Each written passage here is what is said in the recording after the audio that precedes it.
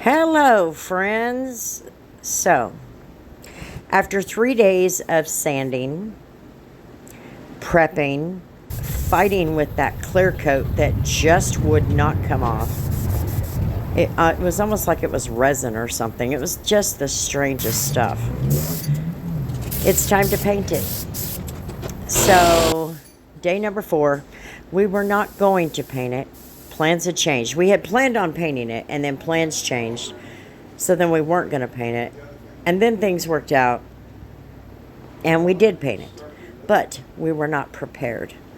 However, we were able to use the weather to work in our favor. So we opened both of the doors, and we had a 7-mile-per-hour north wind going to the south, which meant it was blowing toward the car. So anything we sprayed was going to go out the south door. I got a crash course in using the paint gun and painting a car. I've never done this before. Obviously, I went into this extremely nervous, which is typical for me whenever we do something new. And then when I get started on it and figure it out, then I also ask myself, wow, how did you waste so much energy being nervous over something you had no reason to be nervous over? But once I figured it out, it all came together and it worked out pretty well. I was very pleased with it.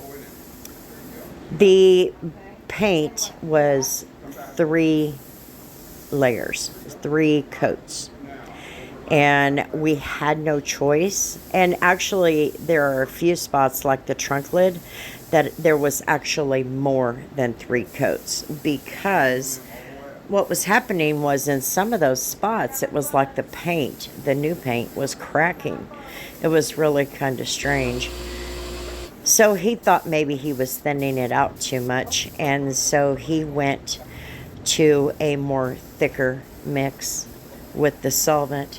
So once we did that, it started covering up the old stuff that we had sanded down and would not come off.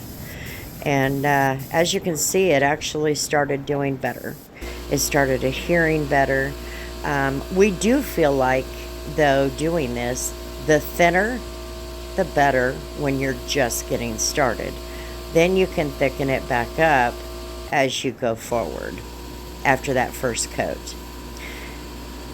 So we got probably 4 coats of paint on this trunk lid, maybe 5, after all of that madness started to crack and all of that. It was crazy. It was really weird. But we got it figured out. Now, the prep on this took as long as it did because of this weird paint on here. It was almost like in what we're calling a $10 Mako job. It was awful. It was just horrible. And that clear coat was almost like it was a resin. It would not sand off. It was the craziest stuff. And there were lots of places where there was not a lot of paint there, and all I had to do was touch it 1 second with the sander and it went right through.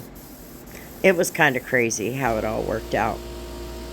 So then, once we got all the coats of paint on, we gave it a chance to tack up a little bit and set. And I was kind of watching it, and as it levels, it looks like little bubbles are popping in it.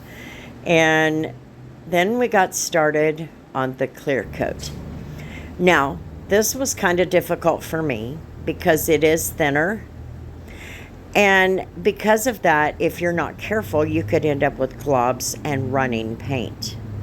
Now, granted, there is some orange peel on there, but we think it will be okay in the end once we're done with the buffing and sanding and all of that. But putting the clear coat on was a little bit of a challenge there at first because I didn't want to overdo it in one spot. So I moved as fast as I could without compromising the I don't even know how to put it, without compromising the level of coating, if that makes any sense, which it probably doesn't, but I know what it means. Anyway, here it is with the gloss on it. This is the first coat, actually. And all of the coats went on pretty well. I mean, there was definitely nothing to complain about. You'll see here in just a minute, like right now, it actually turned out very, very well. Now, we're letting it sunbake, and then we will get in with the, do some wet sanding and get it polished. But I think it's going to look pretty darn good. So thanks for hanging out on my channel, guys. I sure do appreciate it. And until the next video, you know how it goes. Peace.